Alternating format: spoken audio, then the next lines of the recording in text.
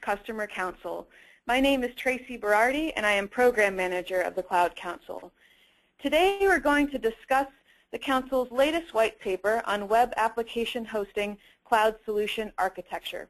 The paper is published on our website at cloud-council.org. I would like to introduce you to Mike Edwards and Heather Kreger from IBM. They are contributors to the paper and today's expert speakers. We may have time for Q&A at the end of the presentation. The presentation's about 25-30 minutes. To pose a question for Mike or Heather, please use the questions box at the bottom right of the GoToWebinar toolbar. And with that brief introduction, I'll turn it over to you, Heather, to get started. And I will Thank you very much. Thank you very much, Tracy. Why don't we go to the next slide? I'm Heather Kreger. I work for IBM. I'm responsible for our standards strategy there around international standards, but mostly focused around cloud architecture and so architecture standards. Mike Edwards is with me. He's a senior staff member and a key lead in IBM's cloud computing architecture standards as well. Let's go to the next slide.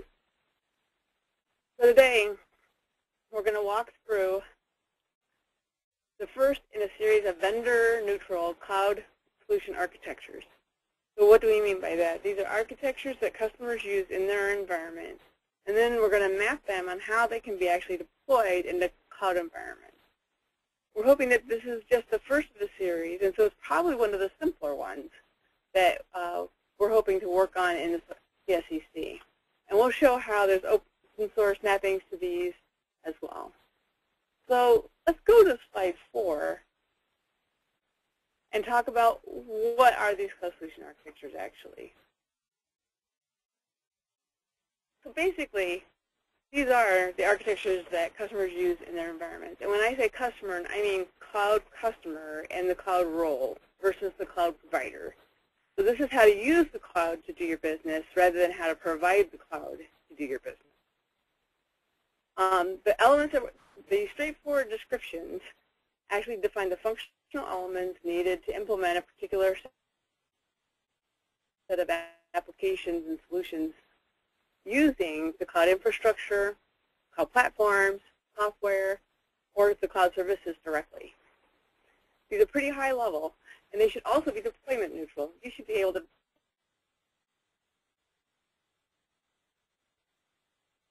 deploy any of these functional elements in public, private, or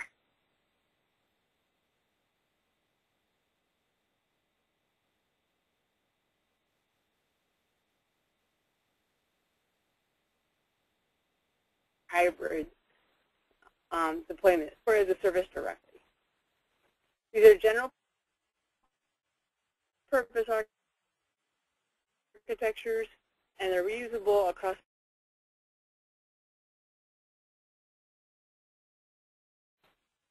They're vendor neutral and they're open. So we hope that they will be developed with a variety of customers and input here at the CSCC.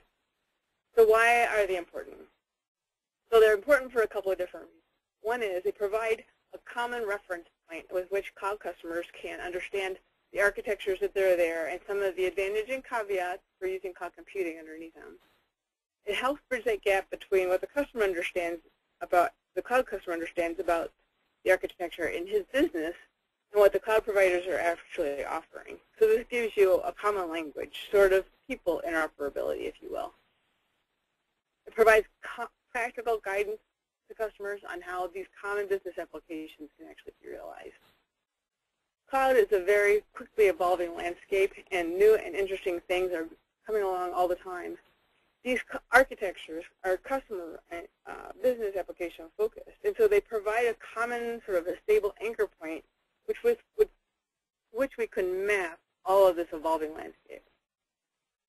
And it helps save time, money, and effort because it gives you a starting point that you don't have to go and work with cloud customers and cloud vendors and cloud providers to make sure that you're all on the same.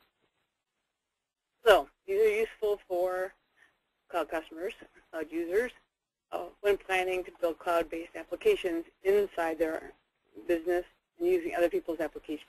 cloud applications when talking with cloud providers about their offerings, as well as understanding the common elements in our relationship. So clearly the target audience is cloud customers, and this is consistent with a recent standard, international standard on the cloud computing reference architecture, which provides roles and terminology that we use in this particular paper. Next slide.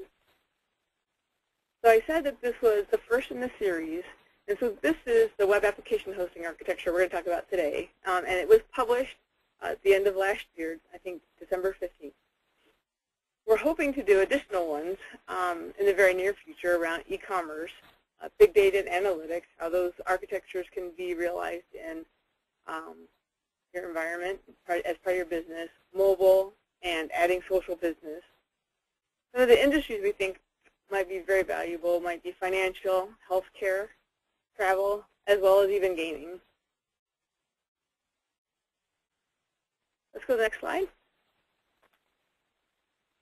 And with that, I'm going to turn it over to Mike Edwards to actually walk you through the first of a kind with the web application hosting cloud solution architecture. Mike. Thanks, Heather.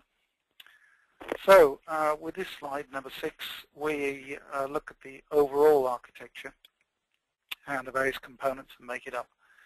And it's laid out so that we've got the end users who would be using their web browsers to use our application over there on the left.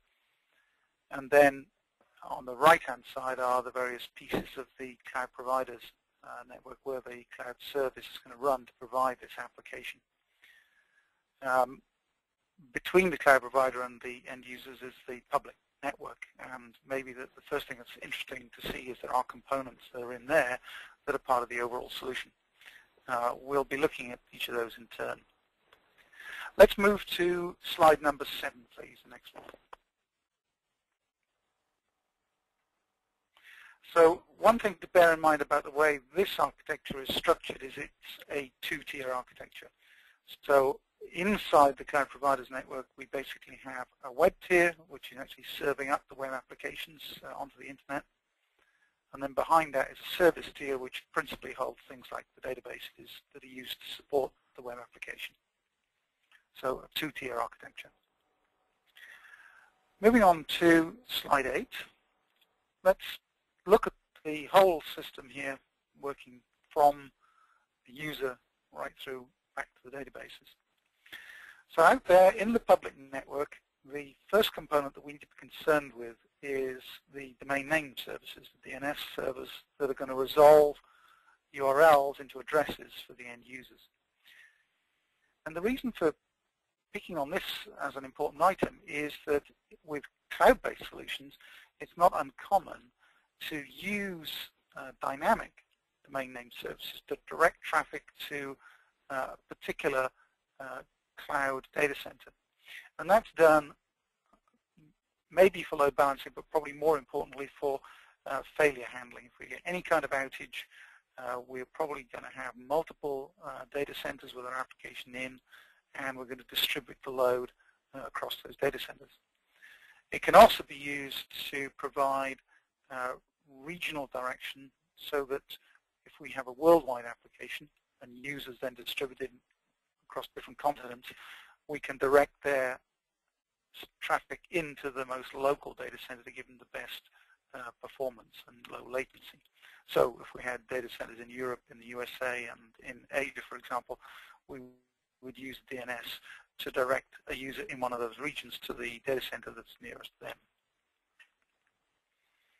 Moving on to slide 9, the next item in the overall solution that we need to consider is the use of a content delivery network. And again, this isn't inside the cloud solution, it's out there in the public network.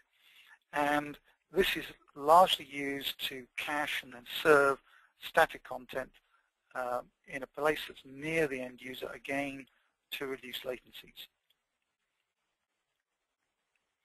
Moving to slide 10, we reach the firewall, which is the fence, if you like, between the public internet and the solution that's running inside the cloud provider's environment. Now, The firewall itself needs to be scalable. We may be dealing with big variations in the loadings that are coming into our web application, and we need to be able to cope with the changes in loadings.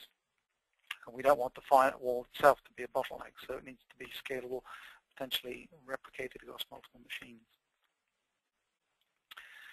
Moving to slide 11, we find that the firewall then has behind it a set of load balancers. And the load balancers are simply there to spread the set of incoming requests we're getting across what is typically a cluster of web application instances that are running inside the cloud provider's network. So the load balancers themselves must also be scalable, so we would expect to see a set of those if we have a large active application. Moving to slide 12, we can now look at the heart of the application, the web application itself, which we're running on a cluster of instances. Now, it's important to understand in cloud that to get scalability, what's typically done is to scale horizontally. In other words, if you want to handle more load, you spin off more and more instances of your application running in parallel.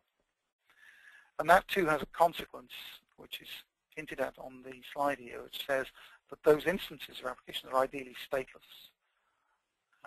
That makes it easier to manage the replication horizontally, and any state should be handled in backup services or caches of some kind, which we'll look at in a moment. Moving on to the next slide, slide 13, we then start to look at some of those caches, and some of those are logically part of the web tier. So we will typically often have a local cache of commonly used data deliberately designed to reduce the load on the service tier for data that isn't truly dynamic. And that will then be used by the application servers to do that work. On the next slide, slide 14, we see the file repository, which again will be typically used for static data like configuration information as used by the web applications, but also static data like images, videos, PDFs, stuff that you wouldn't typically find in a database, just files that need to be used in order to serve certain pages up. On slide 15, the next one, we have the user directories, and these of course are used for managing any authentication and access control that we may require for our web apps. And they may take one of a number of forms or a number of different technologies that can be used for handling user directories, but they're typically sitting there supporting the application servers.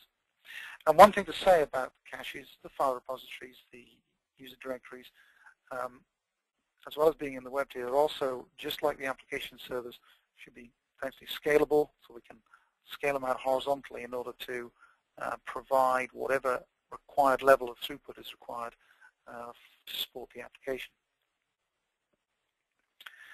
Moving on to slide 16, that's one more, I think. Can we go back one? It's the database slide that yeah, we just skipped over it there somewhere. There we go, that's the one. So we do have some databases. So obviously these are going to be used typically for dynamic data. And it's important to think that the databases, again, are not just a single instance. They're typically a whole system, a service, if you like. And we expect the data to be replicated for backup purposes and also performance purposes. We expect them to be backed up. We expect them to be scalable, so we have potentially more database machine instances in order to deal with extra traffic if it's more than one machine can handle. So we need to think of that as a service in itself. Now, we've only shown databases here in the data tier. If the company serving up this web application also had any pre-existing data, maybe existing applications or services on premises, not in the cloud, those two would be accessed typically out of the service tier if they need to be accessed. Okay, moving on to slide.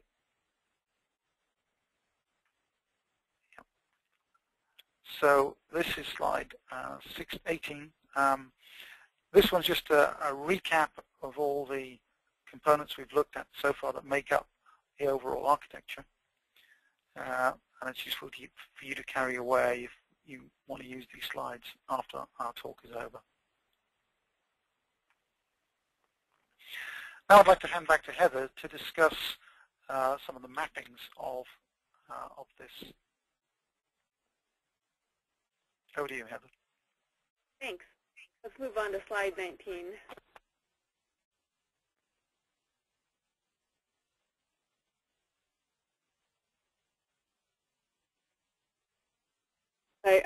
Let's move to the next slide.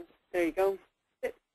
So, looking at this, you probably thought to yourself, well, this looks a lot like the architectures that we see from Amazon and Microsoft and some of the other big vendors, and including IBM.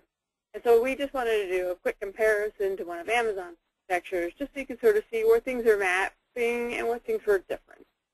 So clearly, we both have DNS servers and content delivery networks, just standard operating procedure for the cloud anywhere. But one of the things that this one has that we thought was important was a representation of the firewall. You know when you're going in and out of your private network and when you're going out and things need to be. So the firewall was in a sense, and this dividing line between the private network was a key dividing line. Both architectures have load balancers. One of the big differences was a move from a three-tiered architecture where there's web servers and load balancers and application servers in the Amazon one, to a simpler two-tier architecture where we just have one representation of the application servers that represents the application servers and the domain, the containers that they need in order to run the application code. And those are all in highly scalable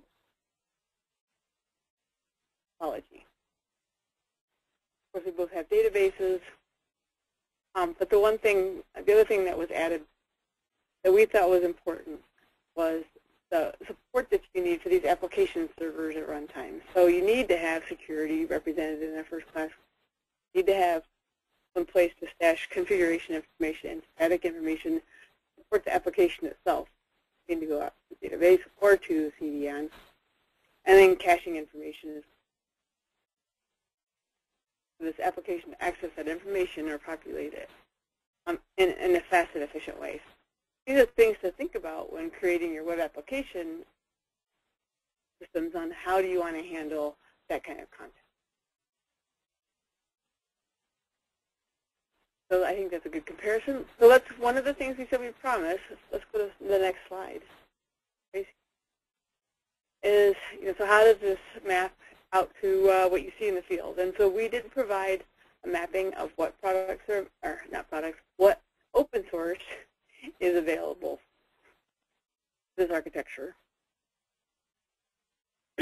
Now, and I'm not going to say them all, but I'm just going to talk about a couple of them. And so there's multiple options of open source options for each of these functional components, probably with the exception of the content delivery network. So there isn't really an open source content delivery network out there today, but you can implement one using open source as a foundation, like the web server and OpenStack. The platform as a service, so the platforms as a service includes all of the things that are in this black box, and it's pre-integrated and has a lot of the functions you need for firewall and load balance. The scaling is already there. A lot of the containers are there and access databases. Support, they have service support. And so Cloud Foundry is an open source available to you today to have. The application servers is another place just to sort of make a note. So there's actually 2 levels of open source available that we wanted. That you can actually run your own application server on an open source VM, like Open Foundry, Docker containers, or you can actually also use open source application servers themselves, like Tomcat, Apache, Ruby on Rails, et cetera, et cetera. And there are a number of containers out there for various languages. I think the database mapping is fairly straightforward. Would it be Couch, MySQL? There are a lot of open source databases out there. I want to make one more mention. There are load balancers on Foundry, as well as OpenStack. Auto scaling support under both OpenStack and Cloud Foundry as well. There are a lot of options for static contents. We've just listed a couple here under OpenStack, but there are, and NFS, of course, there are a lot of options. We're using Open LDAP for the user directory quite a lot with testing out the implementations for these architectures. So that is one key one that we like to recommend. Although there are other user directory options.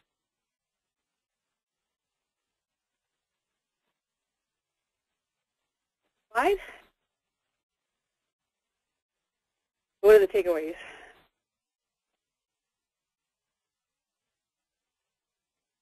So first, this is the first in the series of cloud customers architectures for your business. So if you're interested in being involved, there's a work group that we're working in, XAAS, I think, and we will be continuing to bring in, the next in the series of this. And if you have some great ideas for some architectures that you think that we should be publishing and working on here in the CSCC, please engage. You can use these architectures to learn about best practices and common ways to deploy the applications, as well as get caveats in the paper. So please take a look at the paper. I think there's a lot of good practice. You can use these architectures to establish a common set of terms when you talk to cloud providers. I'd like to invite you to get involved.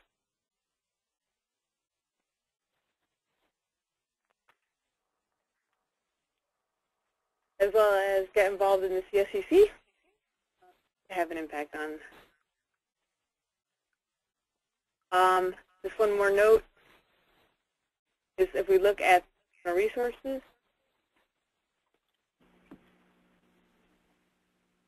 the first one there is the link to the paper. That's the link to the new paper.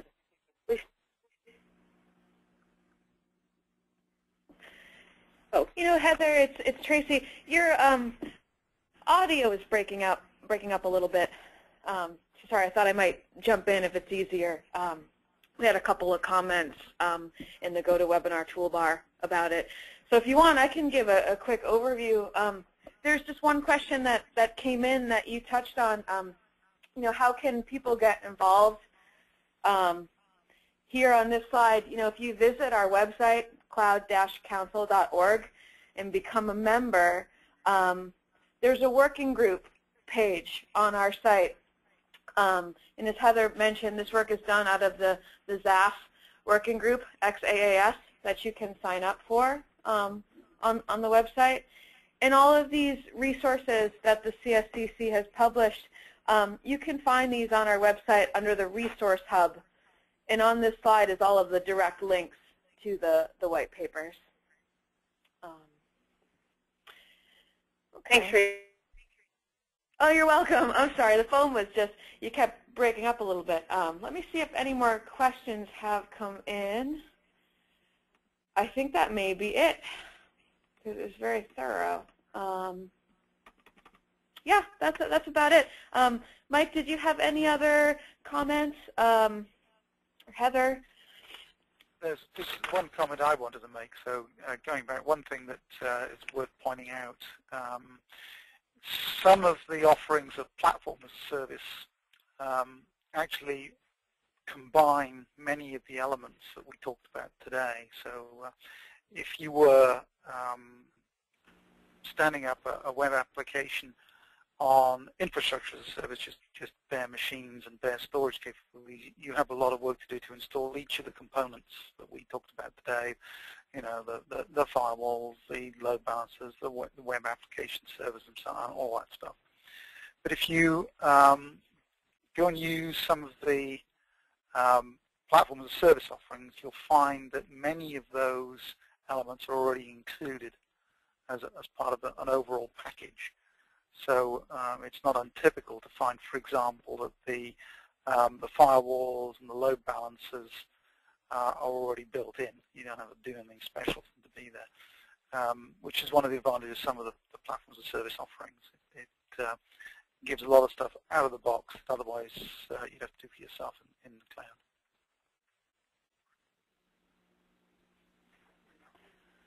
Great. Thank you, Mike. And for everyone on the call, we're going to be posting this presentation to the CSCC website. I'll be sending out an email tomorrow to everyone that registered. It will include a link to the presentation and also a link to the recording that we put up on our YouTube channel. So please visit and become a member if you're not already. We could use your participation. And thanks again, Mike and Heather, for your time today. I hope everyone has a great day. Thanks, Tracy. Thank you. Opportunity. Bye. Bye, everyone. Bye-bye.